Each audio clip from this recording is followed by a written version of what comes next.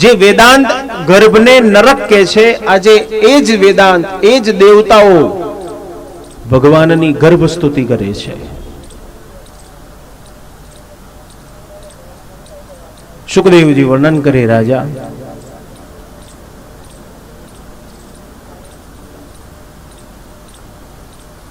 દેવતાઓ ભગવાનની ગર્ભ સ્તુતિ કરે. સત્યવ્રતમ સત્યપરમ ત્રિસત્યમ સત્યસ્ય યોનિ નિહિતમ ચ સત્યે સત્યસ્ય સત્યમૃત સત્યનેત્રમ સત્યાત્મકમ ત્વામ શરણમ પ્રપન્ન.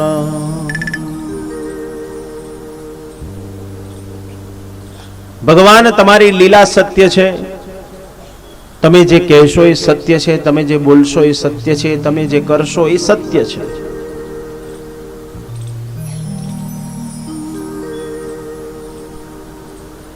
સુખદેવજી વર્ણન કરે, રાજા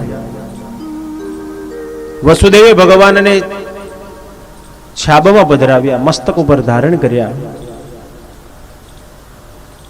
મસ્તક ઉપર ધારણ કરતાની સાથે બંધનો તૂટી ગયા, દ્વાર ખુલી ગયા. જે જન શરણ આયે અનુસરહી ગ્રહી સોપત શ્રી ગોવર્ધનનાથ. પ્રભુના સાનિધ્યમાં જે જાય છે, પ્રભુના ચરણારવિંદમાં જે જાય છે, તો ભગવાન કહે છે તારું રક્ષણ અને પોષણ હું કરી લઉં છું, પછી તારે ચિંતા કરવાની જરૂર નથી. તારી ચિંતા કરનારો હું બેઠો છું. પણ એક વખત એના સાનિધ્યમાં જઈ, એ પ્રભુના ચરણારવિંદમાં જઈ એક વખત બસ પોકાર કરો, પછી ભગવાન કહે છે હું એક પલનો પણ વિલંબ કર્યા વગર દોટ મૂકું છું. ઈશ્વરનું જેને સાનિધ્ય મળ્યું છે,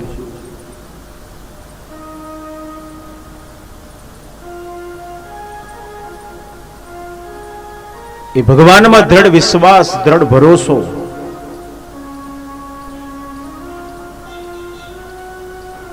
એ ઈશ્વર આપણું રક્ષણ કરનારો છે. એક વખત બસ ભગવાનને સોંપી દેવાની જરૂર છે. ભક્તો કહે છે ને, હરી તું મારું ગાડું હંકાર, હું કાંઈ ન જાણો. બસ ભગવાનને સોંપી દીધું. ભગવાન તમને જે યોગ્ય લાગે, જે ઠીક લાગે, બસ ભગવાન તમે એ રીતે આ જીવનનું ગાડું હંકારો.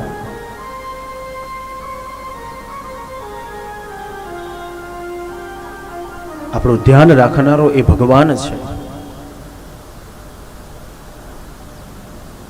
એક ગોવાળ જંગલમાં બકરીઓ ચરાવે,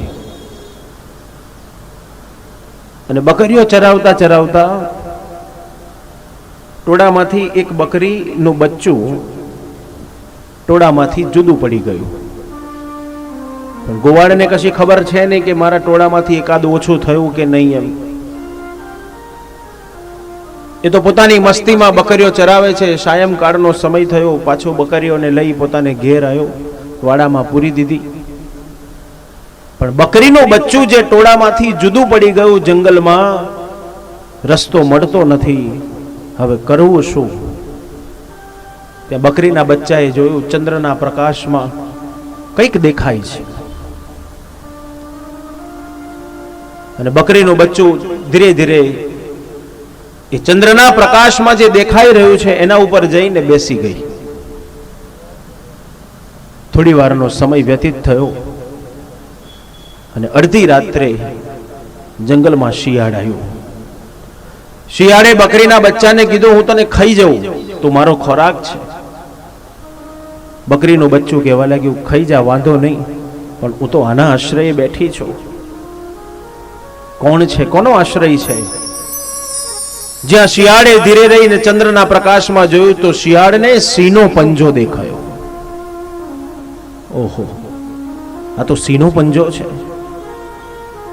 સિંહ એટલે જંગલનો રાજા કહેવાય. એના પંજાના આશ્રય બેઠી છે, તો મારાથી ના ખવાય.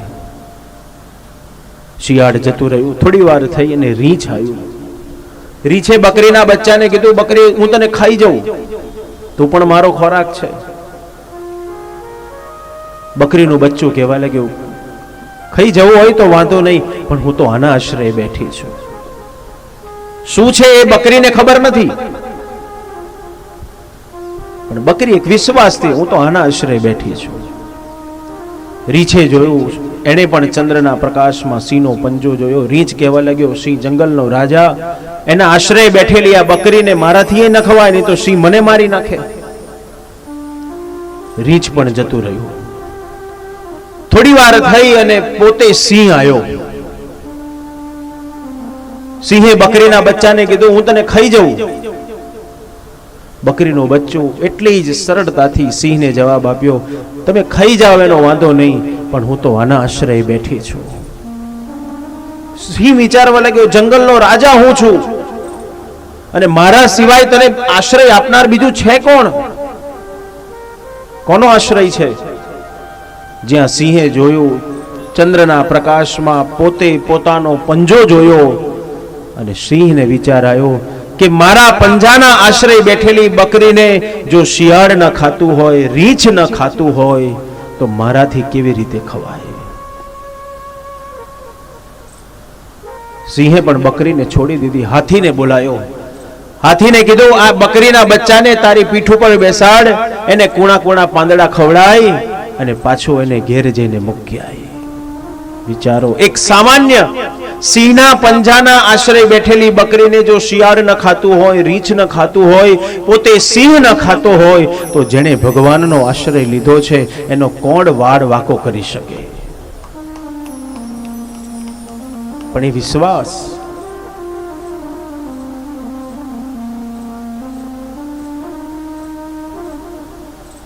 એ દ્રઢ ભરોસો જ્યારે હૃદયમાંથી જાગૃત થશે,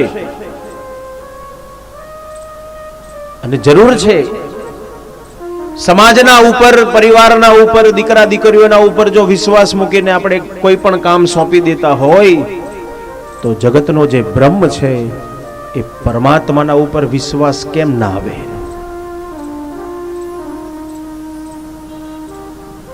જરૂરી છે એ પરમાત્મામાં દ્રઢ ભરોસો, દ્રઢ વિશ્વાસ.